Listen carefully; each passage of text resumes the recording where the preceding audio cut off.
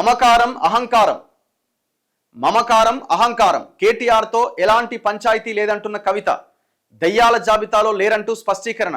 ఈసారి అన్నకు రాఖీ కట్టేందుకు రెడీ, తాను వస్తున్నానని ముందే సమాచారం. ఆ వెంటనే ట్విస్ట్ ఇచ్చిన కేటీఆర్ అప్పటికప్పుడు టికెట్ బుక్ చేసుకొని బెంగళూరు పయనం.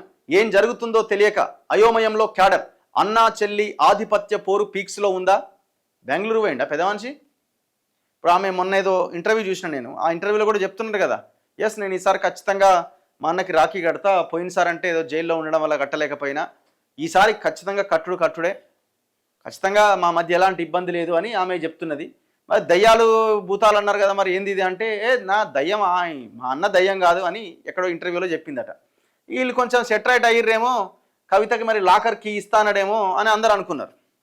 లాకర్ కీ దాచిపెట్టింది మరి కేటీఆర్ చేతిలో పెట్టింది, నీకు సగం నాకు సగం అని అనుకున్నారేమో అని అనుకున్నారు.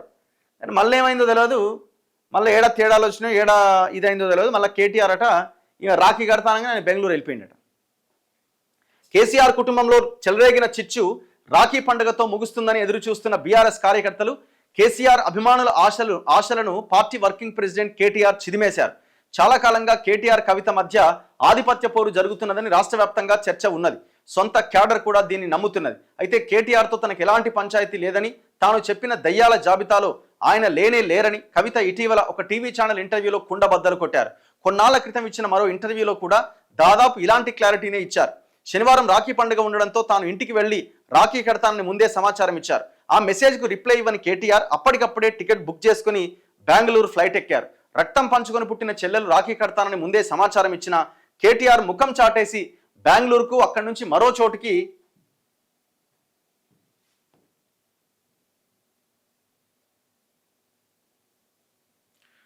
చోటికి వెళ్లిపోవడంతో బీఆర్ఎస్ క్యాడర్ కంగుతిన్నది. పార్టీలో అన్ని సర్దుబాటు అవుతాయని అనుకుంటున్న తరుణంలో కేటీఆర్ అహంకారంతో వ్యవహరించడం సరికాదని కొందరు మండిపడుతున్నారు. కవిత మమకారంతో రాఖీ కడతానని చెబితే తలబిరుసుగా వ్యవహరించడం మొత్తం పార్టీకే తలవంపులు తెస్తున్నదని వాపోతున్నారట. విషయం ఏంటంటే, కేటీఆర్ కానీ కేసీఆర్ కానీ వీళ్ళు అనుకునేది ఏంటంటే, ఆమె వద్దని వాళ్ళు డిసైడ్ అయిపోయినారు. ఆమె వద్దు పార్టీలో అని వాళ్ళు డిసైడ్ అయ్యారు. ఆమె కూడా డిసైడ్ అయింది ఒక రకంగా. కానీ మరి ఇప్పుడు ఊరికే గారు మరి రాఖీ కట్టాలి అని అనుకున్నదా, లేదు సరే కడదాం, వాళ్ళు ఇంకా నన్ను వెలేసినట్టుగానే బిహేవ్ చేస్తే జనాల్లో ఇంకా నాకు సింపతి వస్తుందని అనుకున్నదా? ఏదేమైనా వీళ్ళకి పొలిటికల్ స్ట్రాటజీ తప్ప ఇంకొక మమకారమనో లేకపోతే బంధాలనో బంధుత్వాలనో ఆలోచన వీళ్ళకి లేదు. ఎమోషన్స్లే వీళ్ళకి.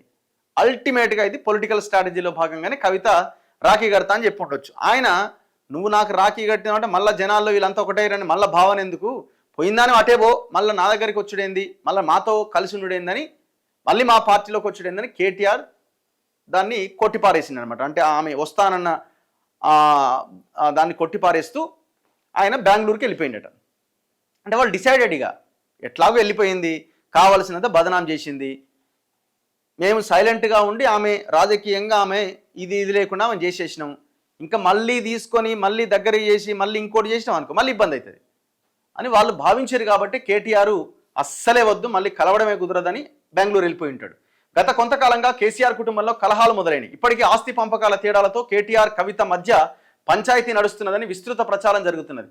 దీంతో బీఆర్ఎస్ పార్టీ ప్రజల పక్షాన ప్రజా సమస్యలపై పోరాడట్లేదని, కాళేశ్వరం కమిషన్ కేసీఆర్కు నోటీసులు ఇచ్చిన క్షేత్రస్థాయిలో ఉద్యమ కార్యాచరణ చేపట్టలేదని కవిత మండిపడ్డారు. కేసీఆర్ మౌనమట. ఇక పెద్ద మనిషి పాపం ఏం చేస్తాడు, మీ సావు మీరు సావురు ఏమైనా చేసుకోరు ఏమైనా దుంకురి అని ఆయనకు అసలు హెల్తే బాగాలేదు, ఈ ఏజ్లో ఇంకా ఆయన ఏం చేయగలుగుతాడు?